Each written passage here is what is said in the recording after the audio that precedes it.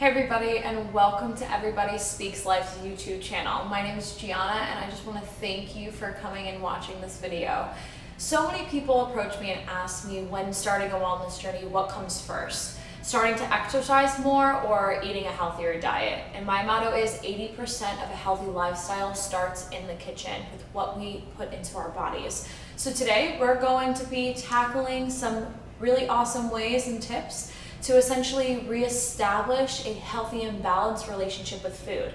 So I recently had a conversation with a friend about our relationship with food and how impactful it is to virtually every component of our lives. While speaking to this friend, I realized that so many people don't realize how impactful our relationship with food is to having and living a life of joy and happiness. In American society, we seem to have it backwards. We see the unhealthy food as the treat or reward, and the healthy food as a punishment. For what? Because we don't see ourselves as beautiful? Because we see ourselves as overweight and not worthy of love and value? Too many American women force themselves to diet. We as women are making ourselves miserable in hopes to improve our appearance, to be less miserable. This is the crooked truth that we're living. Ladies, we have this all backwards, and it's time to straighten things out today. Successful change starts with having a balanced and healthy relationship with the food that you eat.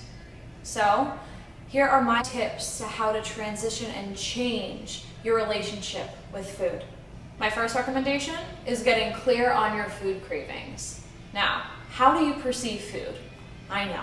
A crazy wellness question, surprise, surprise. But seriously, I want you to think about it. When you think about food, what comes to your mind first? What food is it? Is it something that you crave often? Is it healthy or unhealthy? Think about it. When you eat it, how do you feel afterwards? Maybe 30 minutes after, up to a day after. How do you feel when you eat this food? So there's no right or wrong answer here. The importance of this exercise is to simply understand that we do have food cravings, and what are those foods for you? Also, the awareness that our body is sending us messages continuously, day in and day out. Tip number 2, clarify for change. It doesn't matter if you're trying to lose weight or overcome scleroderma. If you're not clear on why you want to achieve your goals, real lasting change will not occur. I learned this reality through my own experience. I didn't want to give up gluten. I wanted to be healthy, but I loved bread more. And I lived this reality until I had a horrible colic episode, pretty much gas in my intestinal tract. And it was debilitating pain for about 6 hours. Sometimes you have to be desperate to really want change. And there's no fault in seeking change through desperation. But this is the exact reason why forced diets don't work. Forced lifestyle changes are unstable and bound to fail. So, it's time for some hard love. What excuses are you giving yourself? What food addictions are preventing you from healing today? Tip number 3, adding in color. And no, I'm not talking about artificial color here. Fruits and vegetables provide amazing, colorful meals that are nutrient dense and filled with phytonutrients that heal and prevent disease. Simply adding a few into your diet is all you need when you're starting a wellness journey. Don't worry about avoiding things just yet. Simply adding 2 or 3 produce items into your meal is a great way in the beginning to start that transition to a healthier, balanced relationship with food. Don't be afraid to interact with your food either. The more you interact with your food, the more that transition to a healthier lifestyle and a healthier relationship with your food will occur. Tip number 4, create boundaries.